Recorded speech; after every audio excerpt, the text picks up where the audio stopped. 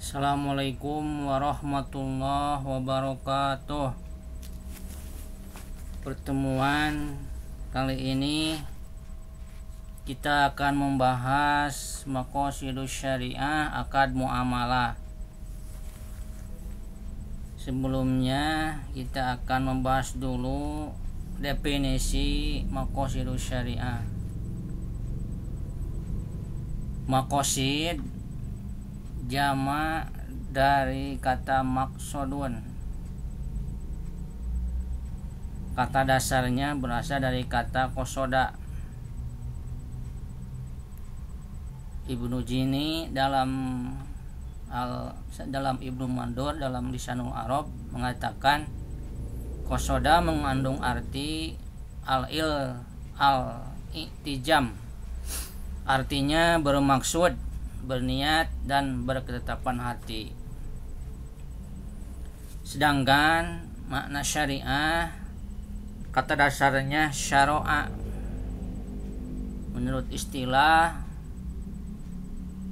adalah jalan yang jelas, dalam arti jalan Allah Subhanahu wa taala.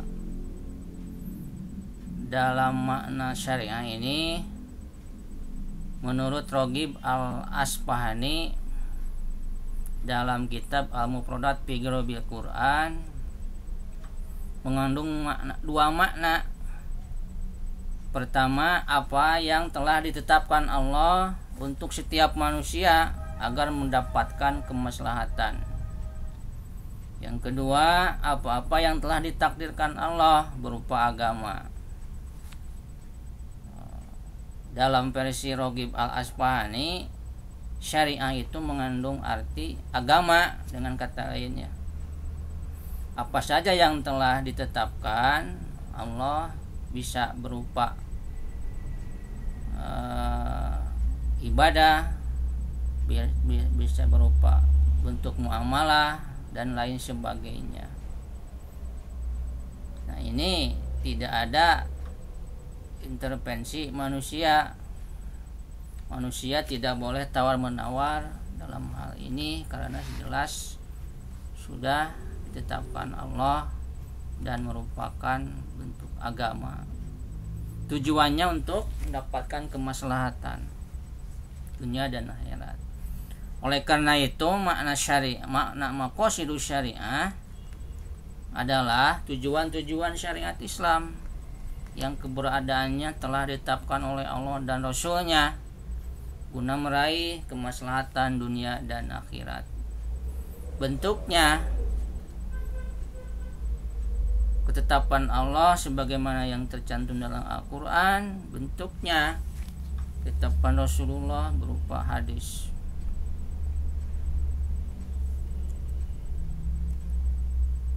Kemudian tadi dikatakan syariah itu, maqasidus syariah itu tidak lain tujuannya utamanya kemaslahatan, jalbul masolih wadaf'ul mafasid, mendatangkan kemaslahatan, menolak kemadharatan. Ini salah satu referensi, bisa dilihat kitab Al-Muwafaqat Ushul Syariah karya Abu Ishaq Asy-Syatibi. Beliau membagi kemaslahatan secara umum kepada tiga. Pertama, yang bersifat daruriyat atau primer. Kedua, hajiat sekunder. Ketiga, tahsiniyat tersier. Masing-masing yang tiga level ini tujuannya adalah memelihara agama, hifduddin, memelihara jiwa, hifdun nafs, memelihara keturunan, hifdun nas, memelihara akal, hifdul aql, memelihara harta, hifdul mal. Jadi masing-masing ketiga level ini mempunyai tujuan yang 5. Yang daruriyat, hifduddinnya termasuk apa, hifdun nafsinya termasuk apa, hifdul aql termasuk apa, hifdul mal termasuk, terus sekunder pun begitu, tasniat pun seperti itu. Contoh yang primer daruriyat. Primer daruriyat itu artinya kebutuhan yang harus ada, yang harus terpenuhi. Jika tidak ada, dapat mengancam jiwa. Kalau terbengkalai dapat mengancam jiwa. Kalau sekunder hanya kebutuhan, tidak sampai mengancam jiwa kalau tidak terpenuhi kebutuhan itu. Kalau tersier hanya pelengkap saja, tambahan saja untuk keindahan. Melihara agama seperti apa? Sholat, tidak terlaksananya sholat dapat mengancam agama.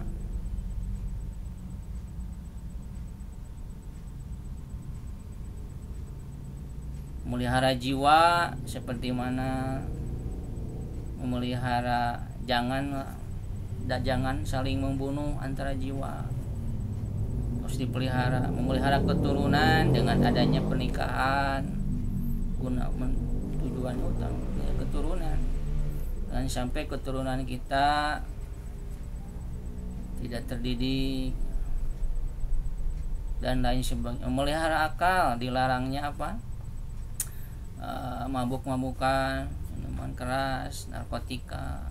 Memelihara harta, bagaimana harta agar dapat bermanfaat untuk umat dengan sedekah, infak, wakaf. Ini yang 5 ini masuk dalam primer, sekunder, dalam tersier. Ini masing-masing yang 5, yang 3 ada itudinya, ada nafsinya, ada nasalnya, ada akalnya, ada malnya. Untuk lebih jelas bisa dilihat dalam kitab Al-Muwaffaqat fi Ushul Syariah. Urusan muamalah bisa dimasukkan kepada keumumannya kepada hajiat, seperti jual beli. Disyariatkannya jual beli untuk menghilangkan kesulitan bagi manusia. Seandainya jual beli tidak diperbolehkan, maka manusia mendapatkan kesulitan, tapi tidak mengancam jiwa. Nah, ini jual beli, sewa masuk. Untuk memelihara agamanya ya mentaati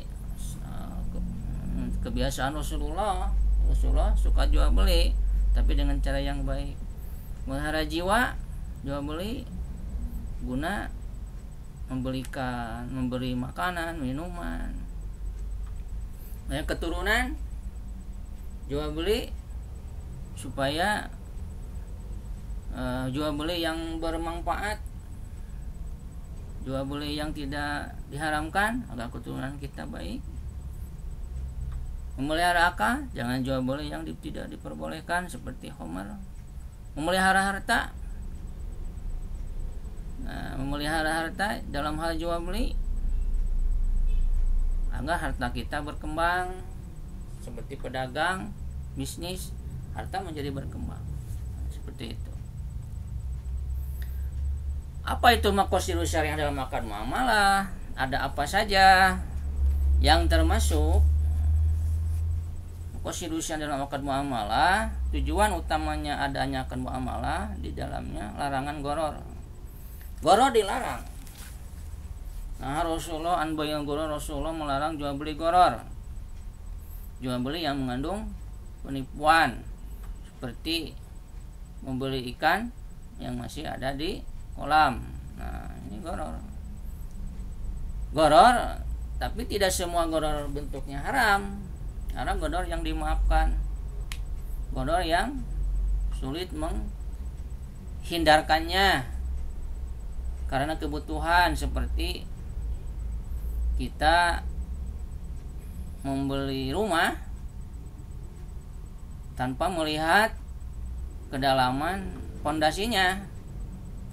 Kedalaman pondasi kan sifatnya tidak kelihatan, tapi karena sulit dihindarkan, itu dimaafkan.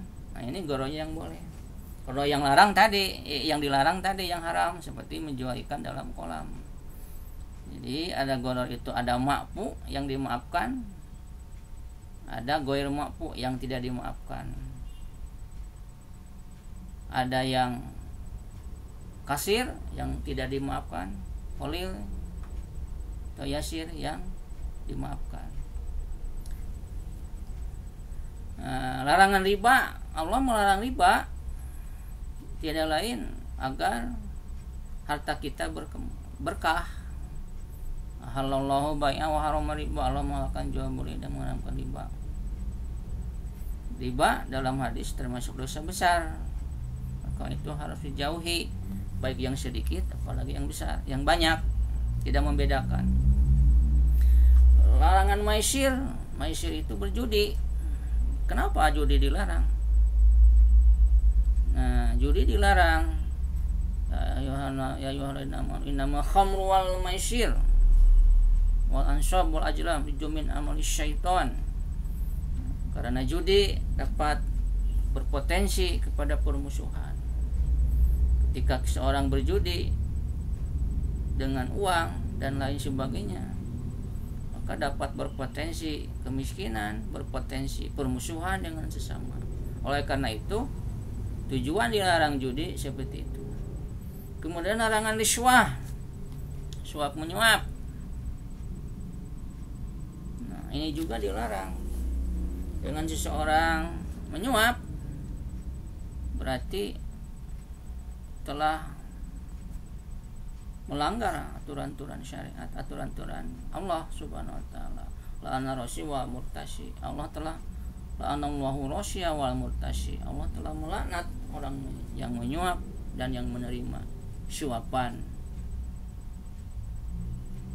Nah, itu di antaranya maqasidus syariah yang berkaitan dalam hal akad muamalah. Karena itu perlu diperhatikan maqasidus syariah yang sebagaimana tadi telah disebutkan.